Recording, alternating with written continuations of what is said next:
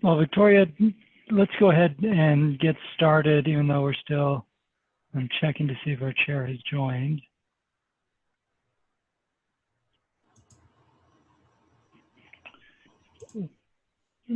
Let's go ahead and start, and then when the chair joins, then we can do official business at that point.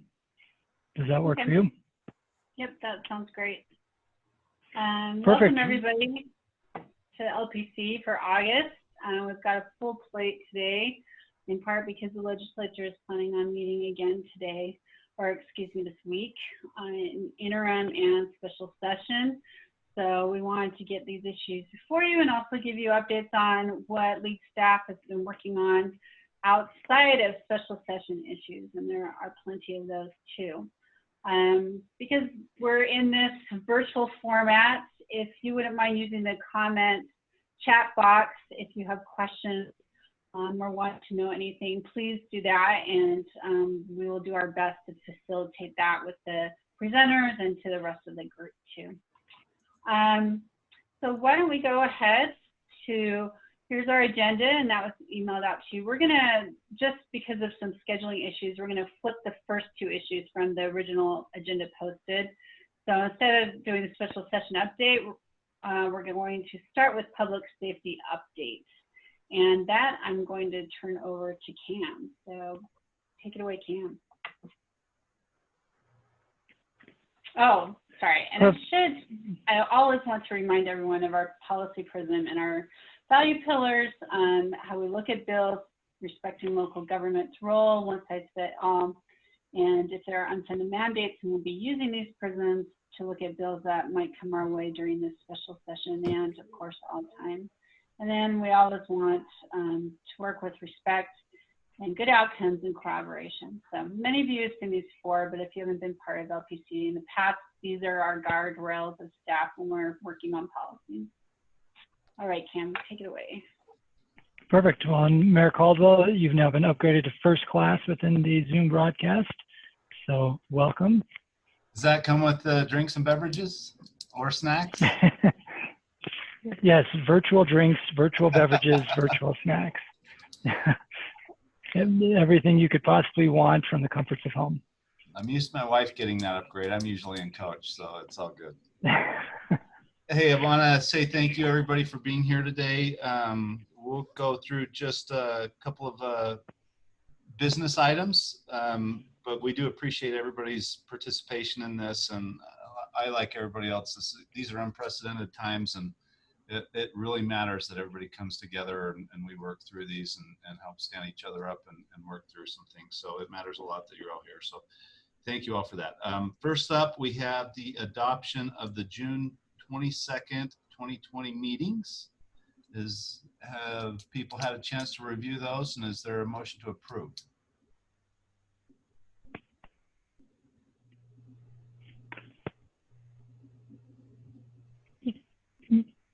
Mayor Caldwell, can Carson just take a quick moment to explain to folks how to make the motion? I see somebody's raising their hand. Yep. But Carson, can you just explain the easiest way for people to do that?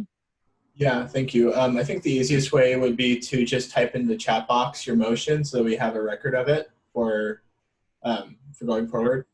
Dirk Burton said, so moved. If somebody can quickly type second, we'll go. And how do you want to take the vote on this? So, Mayor, I think as long as we will have a silent vote unless somebody votes in opposition. So in other words, we have the motion in the second, and then say I'm opening the vote. If anybody votes nay, have them write nay rather than having 100 people write aye. I'm opening the vote. If anybody wants to vote nay, then please go ahead and do that.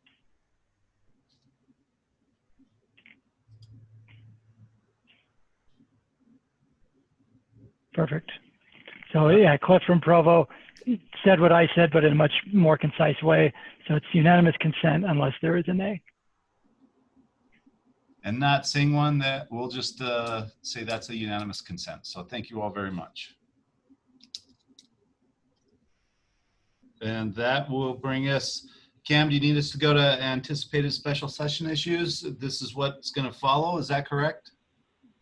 Next, we're going to flip it to do the public safety, love, listen, lead first, and then special session. Okay. turn it over to you and let it go.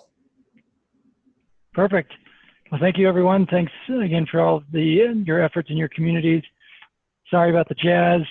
Rather than break down the lack of a defense that the Jazz displayed over the last couple hours, we'll have to have that conversation offline. But I think we can all agree that Donovan Mitchell is the best guard who's ever played in the state of Utah, not named Damian Lillard. Is that fair, Mayor Caldwell? Best scoring guard. Stockton was pretty good too. I mean, best scoring guard. Scoring guard. Okay, I got you. Okay, so love, listen, lead. We talked about this at the June LPC, and I wanted to give you an update on the efforts of the last few weeks and just give you a sense of where things are now and where we think things will go. Back in June, we told you that the league board adopted some key principles around the community trust in public safety. And you can see those principles on the screen.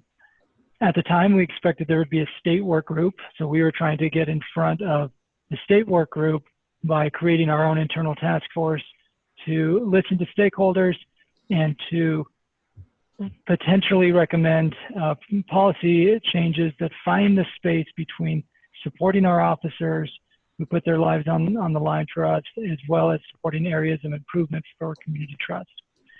Since that time, the state work group has not yet materialized, and our task force has. Our task force consists of mayors, council members, city attorneys, city managers, and police chiefs, 22 people in total from almost 20 different cities around the state, from urban centers like Provo and Ogden and Salt Lake to suburban cities to small communities off the Wasatch Front and everybody in between, trying to make sure we have broad diversity of perspectives here on this issue of community trust and public safety. The Love, Listen, Lead Task Force met this past Friday and met with 6 legislators who are all people of color and who have been involved in the issues around racial equity and public safety for years, and all of whom have opened bill files for the 2021 session. The one good news we have, or one piece of good news, there's quite a bit of good news, but one piece of good news of note is that at this point, we are not anticipating any special session bills around public safety. Well, we've been told by multiple people that it will be a general session discussion, not a special session discussion, which gives us a good 5 months until the session begins to make sure we're being deliberative, really understanding the underlying problems with community trust and then articulating potential solutions. Again, I want to make it clear, we're trying to find that space of supporting our officers and supporting areas of potential improvement. Chief Ross and I have had multiple meetings with different stakeholders, and I have another one this afternoon with the Department of Public Safety's Big Tent Group, which includes 15 or so different organizations in this space. What Chief Ross has done on behalf of the police chiefs, what I've done on behalf of the league, and what our teams have done over the last few weeks with the task force has been to listen and gather input and ideas from different stakeholders. At this point, there are more than 20 bill files open around public safety, and seeing that there are more public safety officers at the local government level than any other level of government, those 20 bills directly impact your ability to provide public safety to your residents. We have explained our effort to legislative leadership. They're supportive of our task force and making sure that our thoughts and insight are part of whatever state process comes to pass. Likewise, we have communicated with the entire federal delegation about public safety issues and community trust in police to let them know about the task force and request that they coordinate with us if and when Congress considers additional public safety legislation. On that note, the House Democrats actually passed a bill called the Justice Act a few weeks ago that was very problematic, did not have a hearing in the Senate, but we had multiple concerns about that bill. Meanwhile, the Senate Republicans introduced a bill that was never debated, and those 2 points started a negotiation that almost immediately fell apart at the federal level. But the point is the federal government's looking at it, state government's looking at it, and therefore it's important for us to be proactive and again, identify areas of common ground and follow these principles that we've highlighted. Victoria or Carson can go to the next slide real quick. Okay, so you can see that the co-chairs are the league president, Mike Mendenhall, Spanish Fork Council member, and then Bountiful Police Chief Tom Ross, who's the president of the Chiefs of Police Association. We have participation from SWAP, which is the Statewide Association of Prosecutors, the Utah City Managers Association, and the Municipal Attorneys Association. And so just in the last few days, you can see who we've met with individually and collectively as the task force. The approach is to listen first, gather the ideas and input, and then pivot at the appropriate time to deliberation about all those different ideas. To that end, we are working on what we're referring internally as the master matrix. And the master matrix will take all of these different ideas that are out there and will organize them by stakeholder group, by category, by the underlying problem that they are looking to address, and the potential pros and cons from our perspective. So that becomes a tool for you at the local level, and then the league on your behalf in our discussions at the state level to be able to provide input on the different bills and policy ideas that are out there. In addition to this, actually, let me stop there before I pivot to the Y2 analytics piece to see if there are any questions. And if there are any questions, you can either raise your hand or you can put it in the chat box. And Matt Dixon up there in South Ogden, I think there still is a reason to watch it because Donovan was spectacular. Not that I was watching it because I was in a board meeting. I promise I wasn't watching. I'll be watching it later too. But any questions? Any questions in the chat box?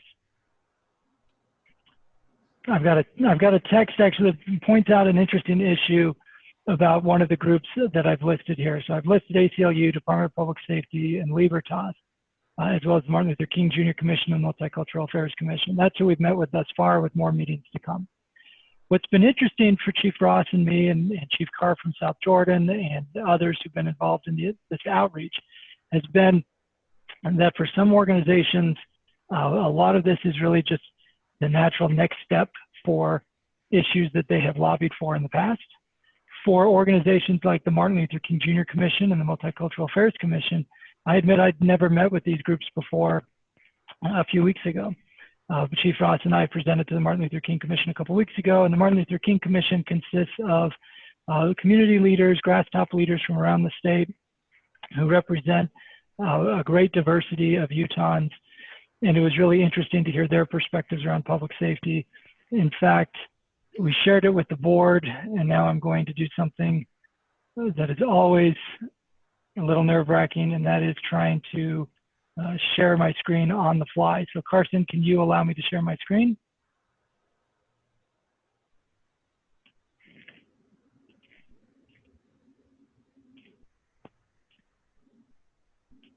Carson, will you let me share my screen? There we go, perfect.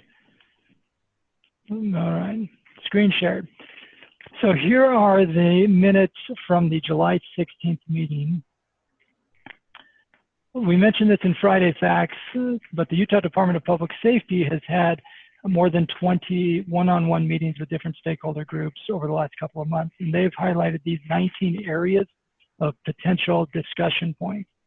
I met with Commissioner Jess Anderson, meeting again with him at 4 o'clock today, and he has made it clear that these are starting points for conversation. There's no predetermined outcome. The governor wants to have a conversation, but the conversation doesn't predetermine a certain type of outcome. But these are the 19 areas that they have heard in their outreach from different community groups where they would like to see improvement. Likewise, the Martin Luther King Commission did an internal survey of their members and highlighted these 5 top priorities. You'll see it highlighted as item number 1, criminal justice and public safety. Enhance training in police departments on working with multicultural populations, use the least amount of force, encourage community policing through proper performance measures and incentives, and enhance non-police social services to reduce the need for police action. Collect police department data to ensure consistent and equitable enforcement across the criminal justice system, and ensure effective and impartial investigations of criminal justice abuses and enhanced usage of body cameras. So those were the top 5 that the Martin Luther King Commission and the Multicultural Affairs Commission has highlighted. You can see there is some overlap with those 5 and what the Department of Public Safety has heard from other groups. This is in part where we're going to put together that master list to make it a little easier to stay on top of all of these moving parts. But it's important to recognize that there are some groups who are speaking out in this conversation who are longtime advocates at the Capitol, and then there are other groups who, for the first time, feel like their voices are being heard and being considered. And so that's something that we've learned over the last few weeks as part of this listening effort. Before I go to the Y2, is there any other questions about the listening phase? Again, Cam, do you want that to come through the chat? Yep, just come through the chat. So again, Cliff, Mayor Caldwell and I agree that Stockton's the all-time greatest guard in state history, but that's why I tried to clarify I was talking about scoring guards. Okay, so the next piece of the Love, Listen, Lead effort is to get a better understanding of the opinions and the sentiments of the general community. So the Y2 Analytics Project is again a partnership with the Chiefs of Police Association, the League, and some other stakeholders. And what we're trying to better understand is, how does the public feel about police? How do they feel about their public safety in their communities? And where are some potential areas where we can improve? Y2 is conducting 4 focus groups, one of which will be with police officers from around the state to get their perspective on these questions, and just their general perspective on the narrative that we've heard in the media for the last couple of months. And then there will be a statewide survey. The statewide survey will oversample communities of color to make sure that we are tracking all voices, but it will be a statewide survey. We want to be able to break that down by urban areas and suburban areas and rural areas, and really get a better understanding of where the residents of the state of Utah are on this issue. We think that'll help in our conversation with the legislature about avoiding one-size-fits-all mandates, but we also think it'll be very good insight to get a better sense of where the community is at.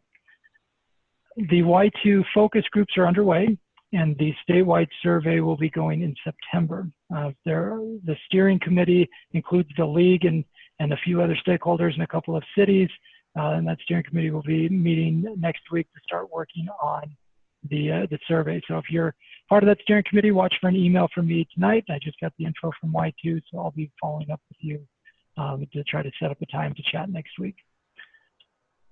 Are there any questions about the overall effort, where the legislature is going, where Congress may or may not be going around community trust and public safety, that people either want to put in the chat box, text me, or tweet at us about?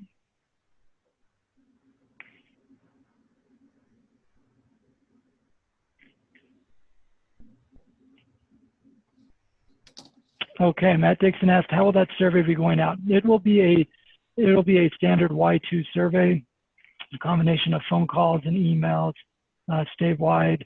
They always have at least 1,000 respondents in the survey to keep the margin of error as low as possible. So they do a combination of electronic communication and phones.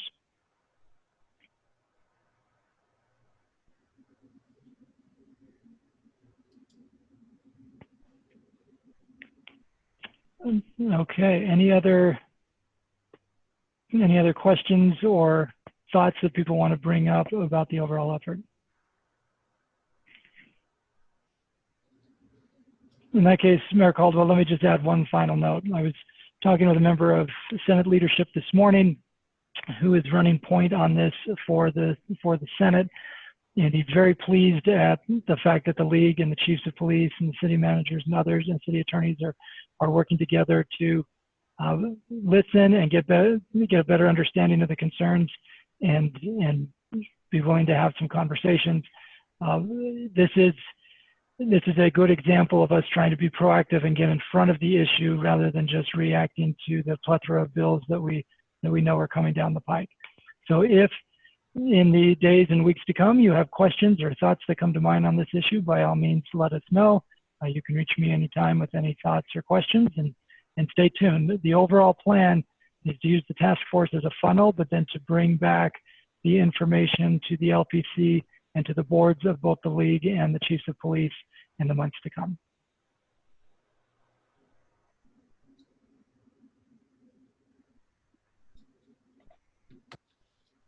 Okay, seeing no other comments in the chat box, Cam, let's move on to affordable housing and permitting.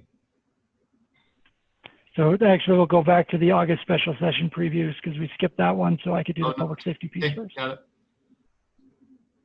Okay. Thanks, Mr. Chair. Thanks, Cam. Many of you probably heard that the legislature is planning on going into special session this week. They're also meeting in their interim committees. They'll be meeting tomorrow and Wednesday, and then we expect special session to be Thursday.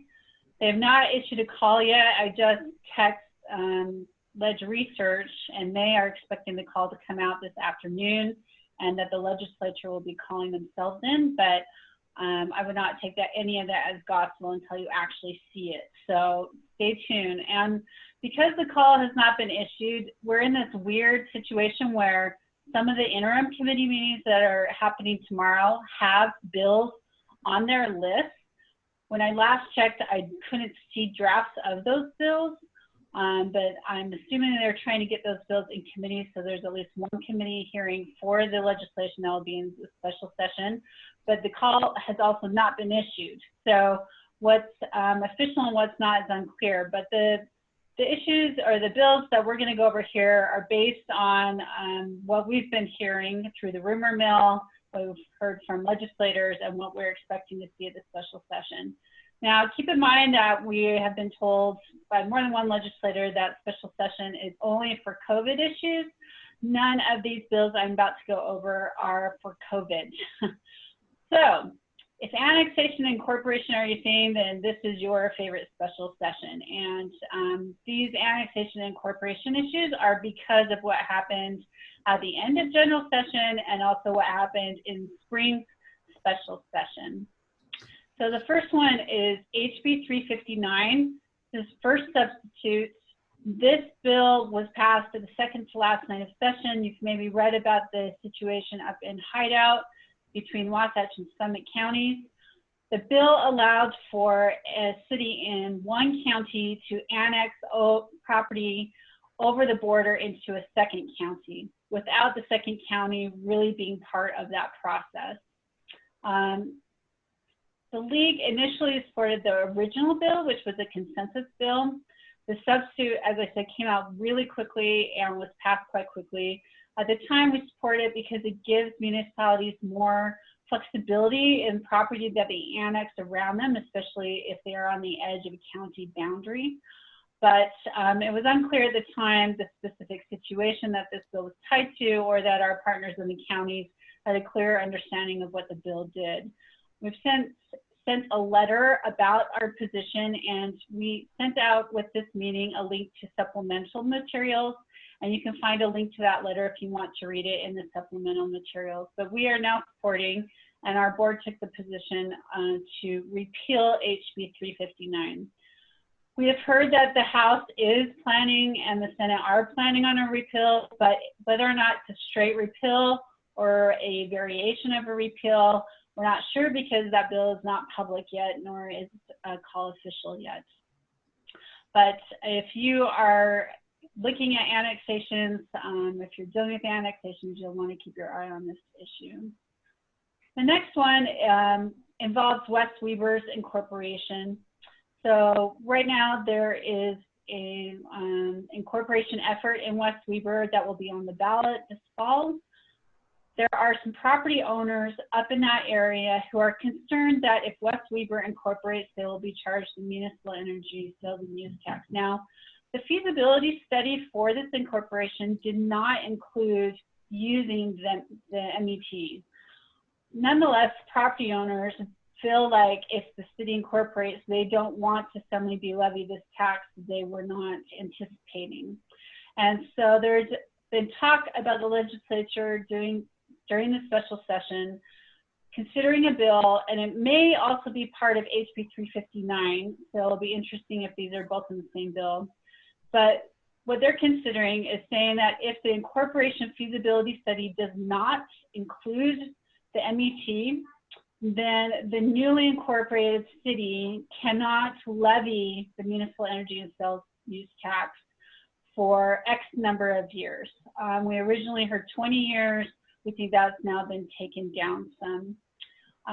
One of the interesting twists on this is up in that area, one of the other cities has apparently offered to these property owners to annex them in, which would create a peninsula, which would be a process that was allowed by HB 359, with kind of the idea that they will offer to them a lower tax rate in the municipal energy sales use tax, but at least it'll be lower rather than a tax rate that is unforeseen right now.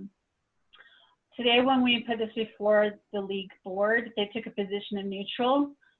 This is kind of a chicken and egg situation where the league doesn't often get involved in incorporation issues because it's unclear whether or not West Weaver will actually incorporate at this point. But it would potentially put some cities in a different position than other cities to charge the municipal energy sales tax. And we're also looking to the land use task force to look at this issue in the long term. So for now, the board's position on this bill, if we see a bill, would be neutral. And then I'll go to my last one and then ask if there are any questions. SB 5004, this was a bill in one of the spring special sessions, and it dealt with incorporation boundary protections. So at times when a new city is incorporating, there's a long process with the feasibility study, and then you lead to the election.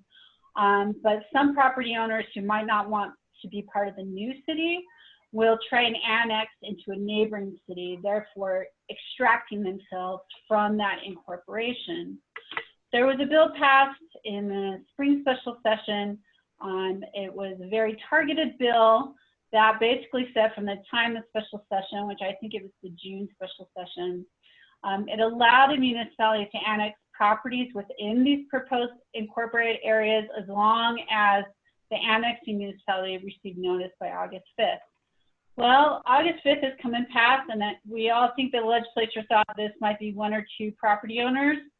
Well, the Lieutenant Governor received 27 petitions for annexation into Tooele City and Grantsville out in the Tooele County area that's going through an incorporation process for the Erda area, and then there were some others also for the West Weaver area.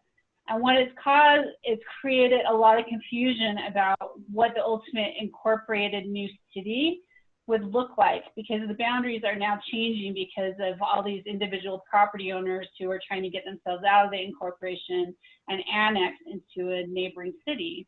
There's also some suspicion, I guess I would say, that some of these property owners don't really want to be annexed by their other neighboring cities. They just want out of the incorporation and ultimately will not try and be annexed into one of the other cities. And so it's created just kind of a big mess. It's unclear if the legislature will do anything about this or what they actually can do at this point, but it's possible that all three of these issues may be in the same bill, or possibly each of their own bill, or the first and second will be in one bill, and then the third on incorporation boundary protection will be in a separate bill its own. I'm happy to answer any questions. Unfortunately, we haven't seen language. We've just heard some of these concepts, and so put them before our board in anticipation that things will start going quickly in the special session this week. Any questions that I can try and answer on those, if you want to put in the chat box.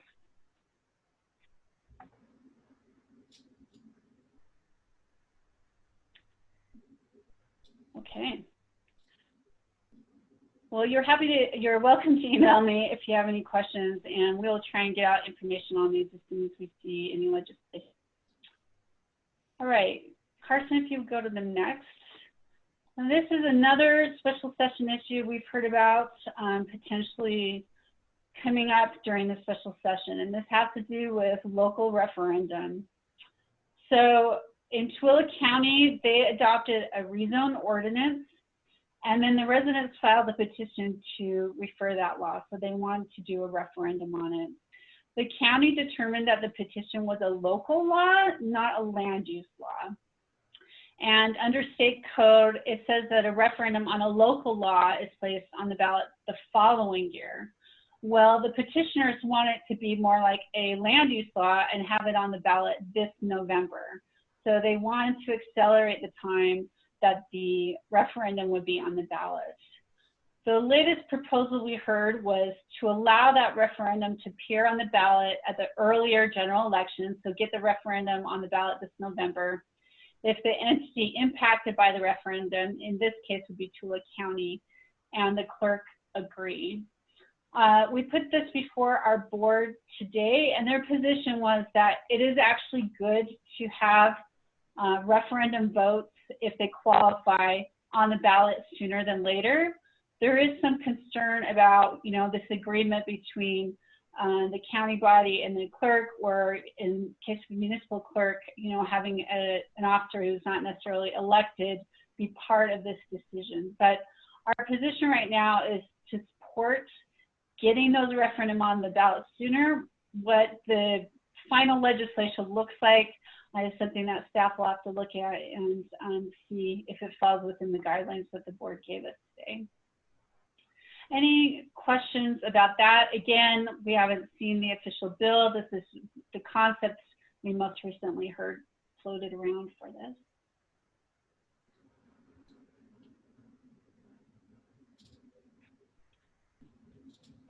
So it looks like Rob Mann said we have something similar, and I remember that there was nothing in the law that prevented the referendum from being on the next election ballot as opposed to being on the following ballot.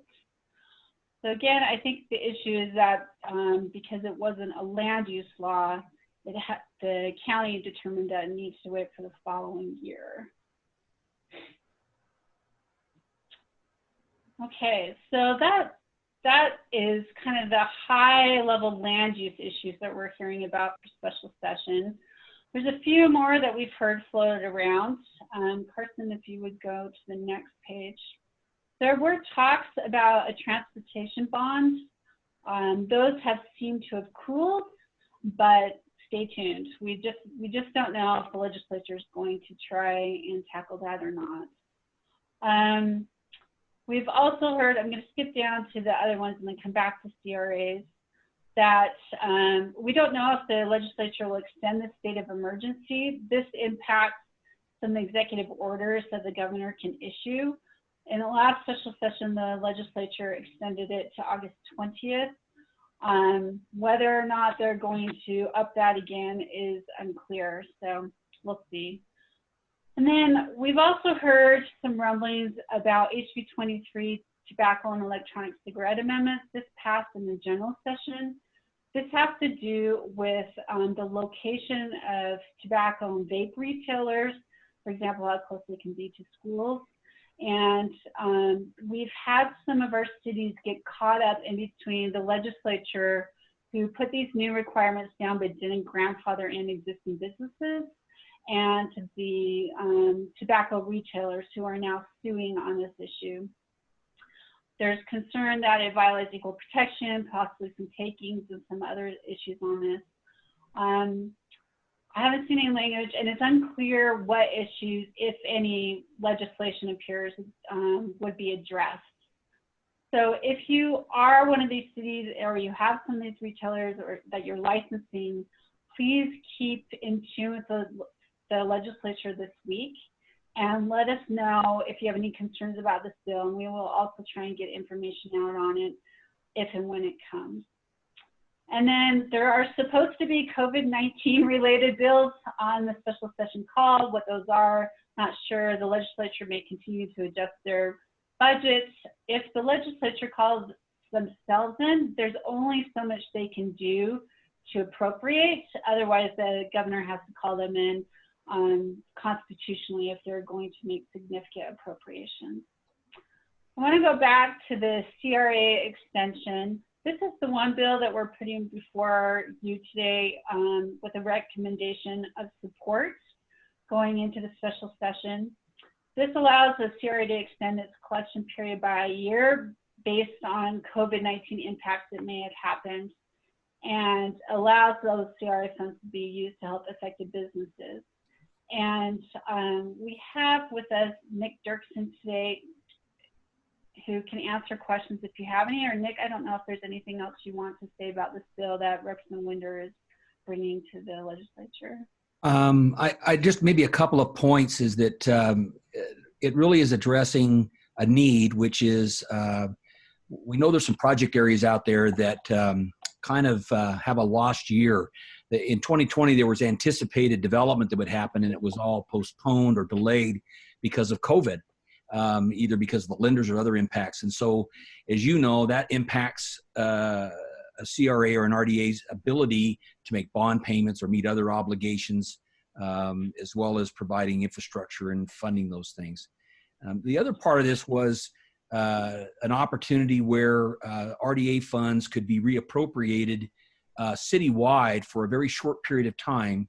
In the bill, it's anticipated between now and, say, June 2021 to be used for small business assistance. There are some circumstances where either CARES, SBA, and other mechanisms from the state don't quite capture some of these small business needs. This is going to be particularly evident in the recovery phase of these businesses, where they will have run through those channels of funding now. And this is where the RDA might be an option, where you take some existing funds, you maybe address the prioritization in your plans and provide some small business assistance. And so it's also part of this bill. So it really has two purposes, but I'm happy to take any questions.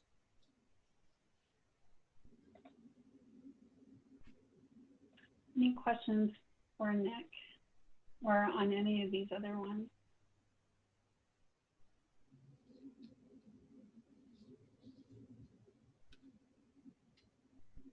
Okay, well, again, please reach out.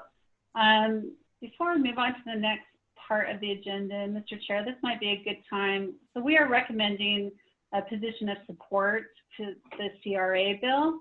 And maybe if we could just have a call for that motion, and if anyone feels like we should not support it, let us know in the chat box.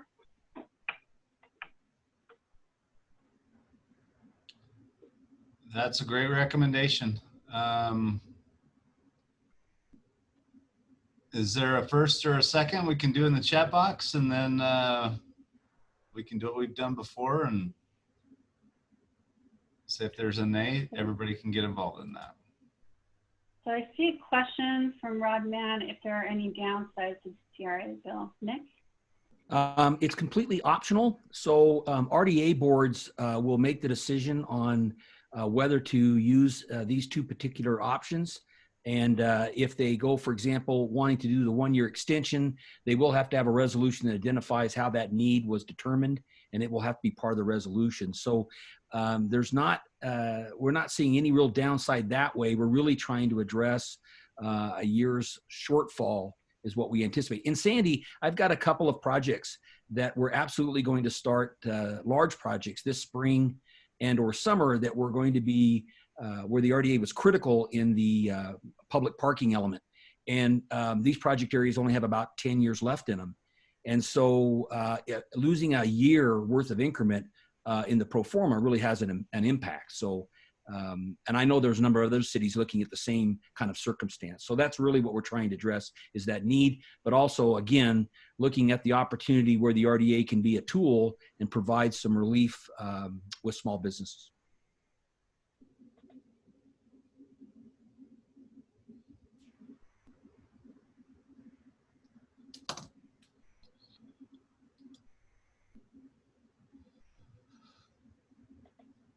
All right, so we had a move to support from Cindy Sharkey. And is there a second?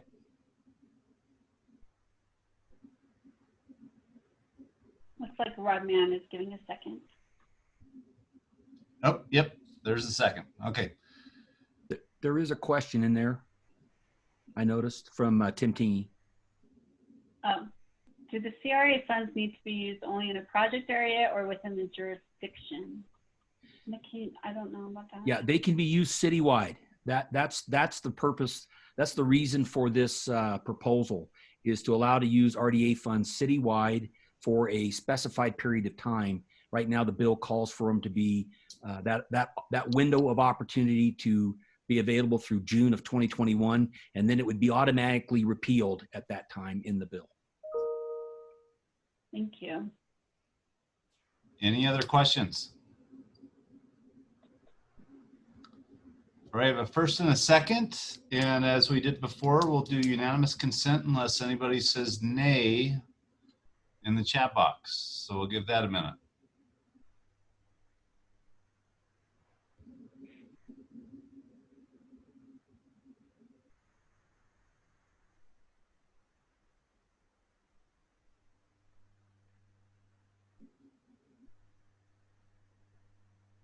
We do have a nay from Mark Christensen. Are there any others?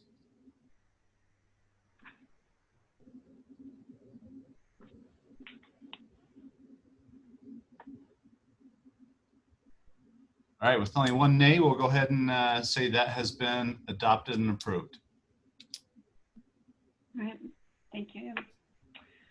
Okay, that wraps up for special session news. Carson, if you want to go on.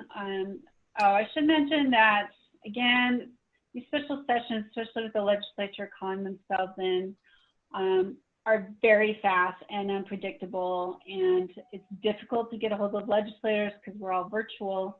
So if any of these issues we've mentioned are issues you're concerned about, please keep in tune with the legislature or email us, and we will also try and get information out as quickly as we can. But if you have concerns, we need to hear them as soon as you can let us know, because the bills just fly through virtually.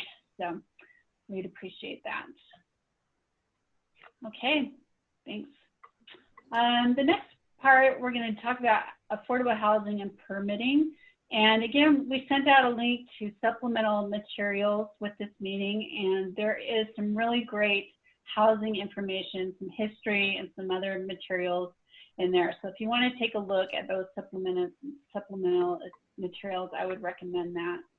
Part of the reason we're bringing this to you is because housing, I don't know that it ever really got quiet, but it's definitely gotten louder lately, with a few policy groups and legislators who are looking at it. It's come up in the land use task force. Of course, you know, many land use decisions affect housing and whether or not it's affordable. In particular, in the spring, the PRC brought PIDs to our board and to the land use task force to talk about as a tool for affordable housing and for some other reasons. Tomorrow, the Business and Labor Interim Committee will be talking about ADUs. Specifically, Representative Ward is very interested in re-examining building codes, some safety and health requirements if you are trying to have an ADU within the same establishment where you live. For example, if I have a 3-bedroom home and I want to rent out the 2 other bedrooms, but I don't want to create a separate kitchen, I don't want to necessarily have to meet the building requirements of a duplex to have this kind of living arrangement, what should state and local governments be looking at to facilitate those type of ADUs? And then the Commission on Housing Affordability has created its own subgroup to look at land use issues. This has been kind of a tricky situation because many times the land use task force has been the body to take that on, but the Commission on Housing Affordability has decided to also talk about that. And so I'm going to turn this over to Carson, who has been following the commission and really involved with these housing issues. So take it away, Carson. Thanks, Victoria. For those of you who are unfamiliar with the Commission on Housing Affordability, it was created, first started meeting 2 years ago. And they kind of had 2 charges, and it was originally the Commission on Affordable Housing being housing that's specifically affordable to families and households at the 30, 50, or 80% area median income thresholds. And later, towards the end of the session, it was modified to be housing affordability, meaning the general mean price of housing. So the first year, the commission decided to look at land use, and they created a number of subgroups, many of which dealt with land use. And the product of that process was Senate Bill 34 in 2019. And then last year, the commission looked more at affordable housing and financial assistance for families in need. And the product of that process was Senate Bill 39, which appropriated funds to households that are financially challenged, and specifically funds to the McKinney-Vento program. So just so you have that background, this year at the beginning of the commission's meetings, they took a survey, and you'll notice that many of the results of the priorities of the members of the commission are focused towards affordable housing. And instead, the group kind of steered off more towards, much of the discussion's been more towards housing affordability, again, broad market housing prices. So the committee decided to create two subcommittees this year. The first is the Affordable Production and Preservation, the Affordable Production and Preservation Group, which is being chaired by David and Ashley Spatafor. And I'll dive into what these groups are looking at in a moment. And then the second group is the Land Use Subgroup, which is being chaired by Chris Gambroulis, who I would also mention is a member of the Land Use Task Force. So the first group is looking at specific affordable housing issues. They created three working groups to try to address these in more depth and come up with some good policy recommendations for the broader group. And they're looking at targeted housing production. So these are specific subsidized housing. How can, with reduced federal tax credits, how can state and local governments try to increase the housing supply for groups in these heavily subsidized households? And they're also looking at targeted rental assistance to specific families and households. And then finally, landlord and tenant reform. There's been a lot of bills regarding landlord and tenant rights, and there hasn't been a lot of resolution through the general legislative process, so this group's examining that as well. And then the other group, which is a little bit more concerning, is the land use subgroup. And the group sort of started off with a couple basic assumptions, which we've pushed back on consistently throughout the years. And the three local government appointments on the Commission on Housing Affordability have also pushed back on. But they're sort of assumptions. The chair started out by suggesting that local government fees are increasing the cost of housing and need to be curbed, that local government regulation is inhibiting housing production that we need, and if local governments if they reduce fees and deregulate their process, then it'll increase the overall supply and increase affordability. There's not been a lot of math yet on how to do that, but that's been the suggestion. And the final assertion that we've heard a number of times through some members on the Commission on Affordability and the legislature in general is that cities are not taking SB 34 seriously, and that they're sort of taking the easy route, if you will, which again, we've pushed back on, but I want you to just be aware of some of the discussions that have been happening. And I would add that the three local government appointees on the subgroup have been pushing back on these assumptions and have been advocating for consensus solutions, and have even suggested that these technical discussions should happen at the Land Use Task Force, where they traditionally have. And the chair of that group also put forward several ideas on behalf of the Home Builders Association. And these suggestions are problematic and extremely controversial. So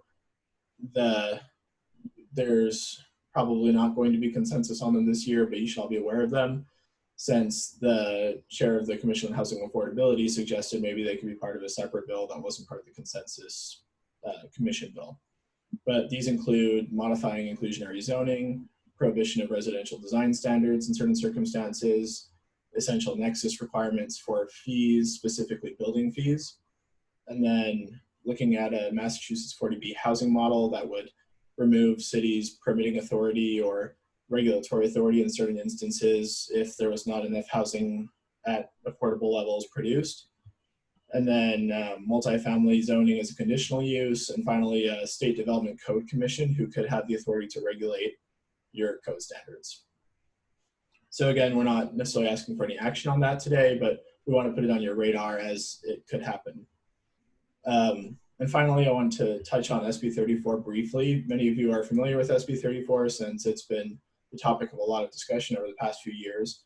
It was enacted in March of 2019, and it required that every jurisdiction of a certain population threshold, there are 82 cities who meet that threshold, comply with new moderate income housing plan requirements. And that is, you have to have 3 to 4 strategies depending on the size of your city and whether you have a transit stop.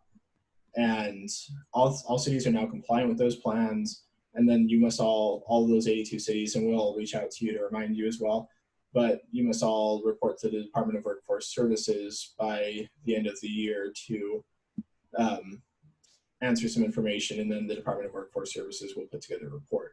Again, we're in effect, the implementation of the moderate income housing plans in SB 34 has really only been happening for a few months, but the narrative again has been that cities are not taking it seriously and are not changing their land use processes enough to make a difference. So we'll continue to push back on this, but you should all be aware that this is the narrative that's being pushed by certain interest groups and legislators.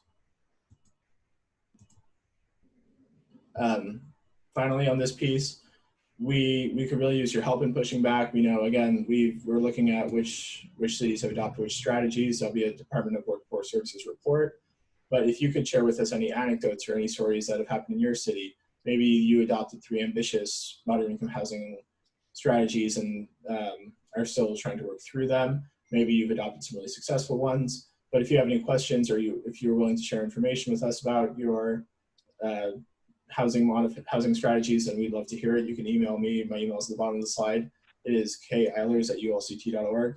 And feel free to ask me any questions either in the chat box or in the or in email offline as well. Looks like Shane Pace asked a question. He asked, who are the 3 members of the commission? I'm assuming he's referring to the 3 local government appointees on the commission, and those are Andrew Johnston from Salt Lake City, Matt Dahl from Midvale, excuse me, and Chris Condi from Lehigh. Again, they've all been champions of local government, have pushed back on some of these assertions, but we could all use your help in telling the true story on what's happening on the ground in housing. And Mayor Caldwell added that a UFO is appearing over my head. I believe that is the little LED light that I spent a few hours putting up this weekend, so I'm glad it's being noticed. Well, there's a lot of conspiracy theories out there. I think Carson's feeling the lack of oxygen because he just can't get anyone to understand SB 34, and that these things take time.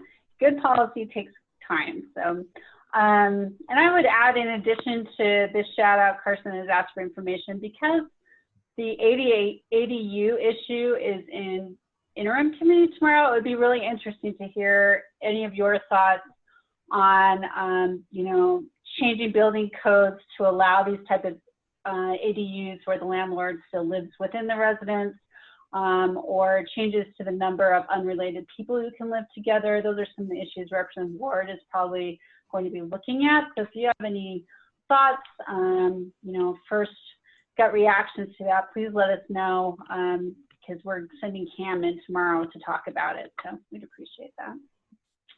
And really quickly, Andrew Gruber noted that the conference will focus a lot on SB 34 implementation and housing and transportation. And I'd just like to add really briefly that WFRC and other planning organizations have been really terrific in helping figure out how to best plan for housing and really plan for a strong future in terms of managing housing and transportation implementation. So shout out to Andrew Gruber and your team there. Thanks, Carson. All right, moving on to the next agenda item. This is also part of housing, but it's a different side of housing. HB 374 was passed during the general session, and we have a mandate to collect information from all of you. So I'm going to turn this over to our intern, Spencer Kelly, who's done a great job of working on this project. And I'm just going to ask all of you to keep helping him get this information to the legislature. So go ahead, Spencer. Thank you. First off, I just want to give a big thanks to everyone who's reported so far. We know that it is really tedious to have to go through some of these reports and then to pass them along to us in a different format, but your efforts are appreciated, and we're really grateful for all of that help. As a reminder, this reporting is for building permits and inspections, both residential and commercial, from April through the end of September of this year. And that is, the mandate does request for all Utah cities and towns. To kick this off, we initially reached out to a group of some of our larger cities, some of those, the larger and faster growing cities, so that we could get some information back right away. And we've also reached out to our smaller rural towns. Some of the responses we've gotten back say that that our smaller towns aren't responsible for inspections or permits. So we are working with counties to get that information as well. So far, for the last reporting period, I guess I should say that what we did is we split this into 3 reporting periods to make it a little more manageable. And our second deadline for June and July just passed on August 15th, but of course we would still love to have that information. And for June and July, we've had over 30 cities and towns report for that second deadline. Just to keep in mind, our next deadline is October 15th for August and September. Inevitably, there will still be some confusion regarding the reporting process and what we're requesting data-wise. So if you have any questions about what to report or how to report it, feel free to contact me. My email address is intern@ulct.org, or you can contact Meg Ryan as well. I've been working with her directly.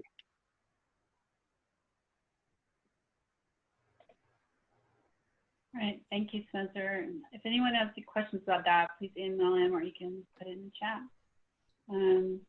Chair Caldwell, I think that takes us to the next item, and Wayne will be doing that.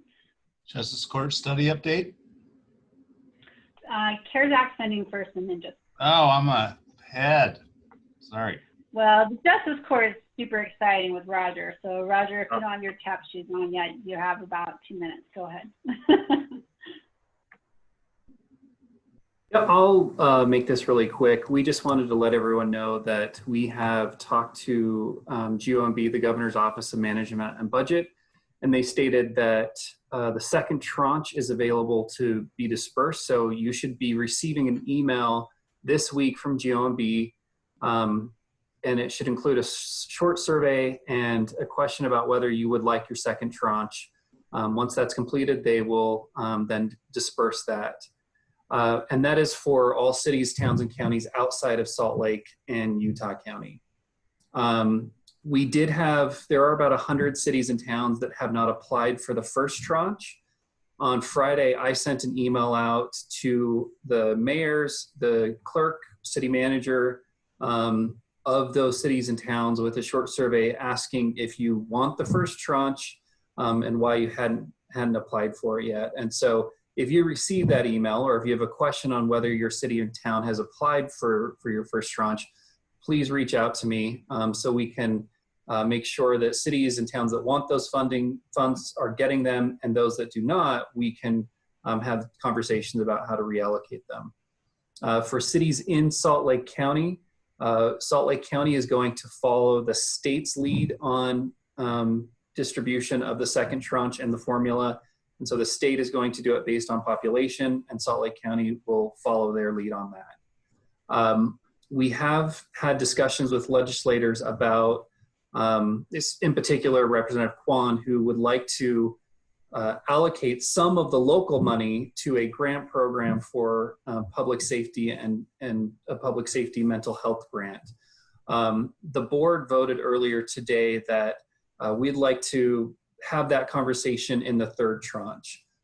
We've always said that the first and second tranche should be population-based, and the third tranche could change from population if there is supporting data or something that changes between now and distribution.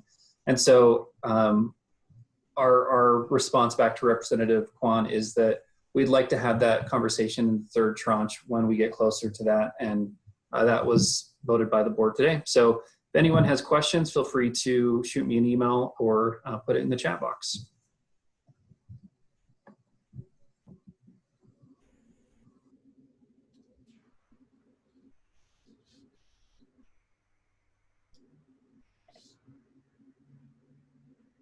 All right, thank you, Wayne. I think we're ready to go on to Roger and the Justice Court. This is going to be extremely quick. I asked Victoria if I could have just a few minutes to update you on a study that's being taken place looking at justice courts. There's always a study looking at justice courts, I know. But this particular one is run by the courts themselves. The Administrative Office of the Courts set up a task force in January composed of various representatives from various courts levels, so several city and county justice courts, representatives of the bar. I'm the representative of the league and some other entities. The primary focus was to look at de novo appeals. And de novo appeals briefly is appeals from justice courts get a new trial in district court, whereas if it's an actual appeal on the record, you don't get the second bite of the apple. That's a short summary of this. The study started in May. It is going extremely deliberately. Meetings are already being scheduled into next year. Nothing is going to happen for this upcoming session. But I know that there have been at least inklings of some of the city court justice court talking to their cities. I just wanted to dispel any anxiety that's out there that there's a hidden agenda. There isn't. I think it's a legitimate issue to look at. Are de novo appeals a good thing, a bad thing? What is involved if they're changed? Can they be changed? Does it involve a constitutional amendment? All of those factors are associated with it. It is not driven by somebody complaining about the justice courts. Frankly, most of the justice courts run very well. There are, however, financial dynamics associated with that issue. Those have to be looked at. In fact, our next meeting is going to begin a discussion of how justice courts are financed. So my sole issue to let you know that study's there. The league has a representative on it, that is myself. We've got the city and county justice courts are intimately involved in the issue, and it has a long-term agenda. So that's really my sole goal here, was to let you know what it was, what it's doing, what its time frame is. I told you I'd be fast. Thanks, Roger. Any questions?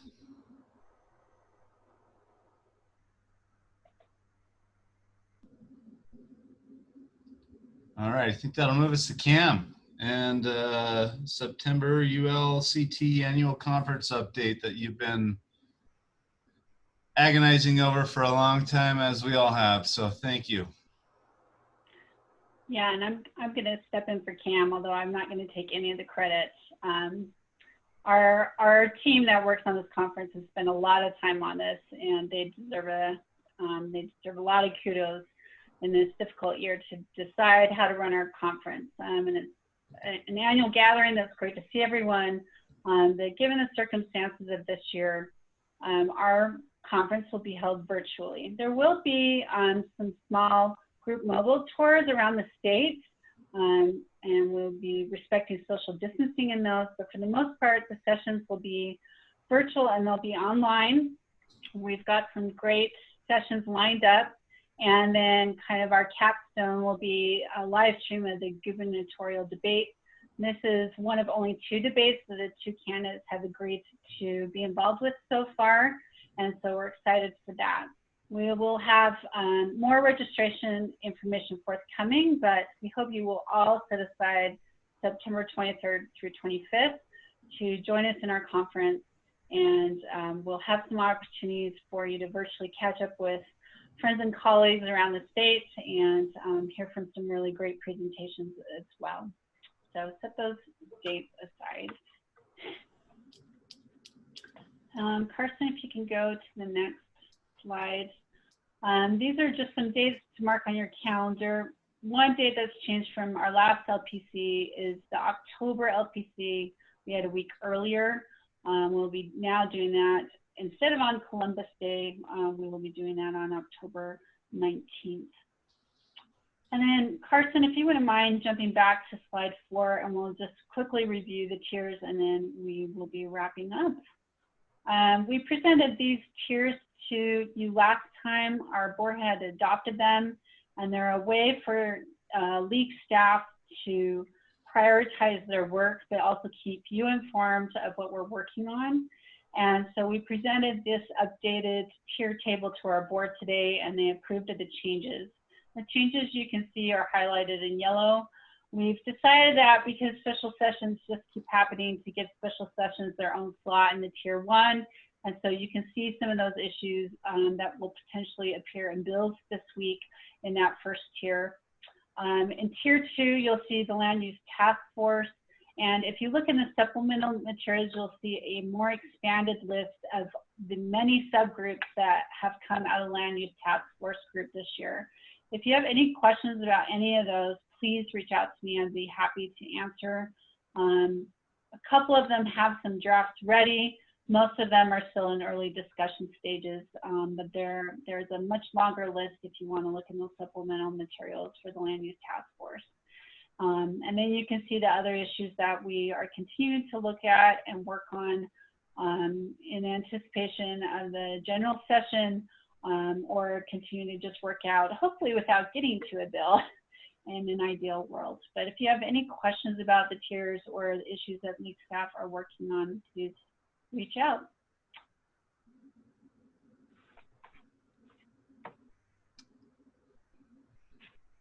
All right, is that it, Victoria? Thank you. You've carried the whole meeting. We appreciate it.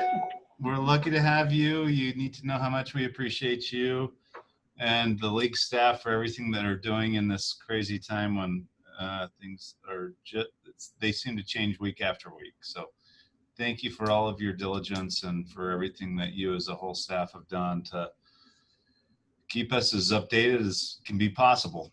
I can't speak for everybody else, but it feels like it changes week to week to week to week. And we appreciate having a resource we can come to help us talk through that and know that have studied the issues. So thank you very much. Does anybody else have anything to add? If not, I'd typically make my favorite motion, which is a motion to adjourn, but I don't know if sure I can do that. So if nobody else has anything to add in the webinar chat, we'll go ahead and declare this meeting adjourned. And thank you all for your time and attention.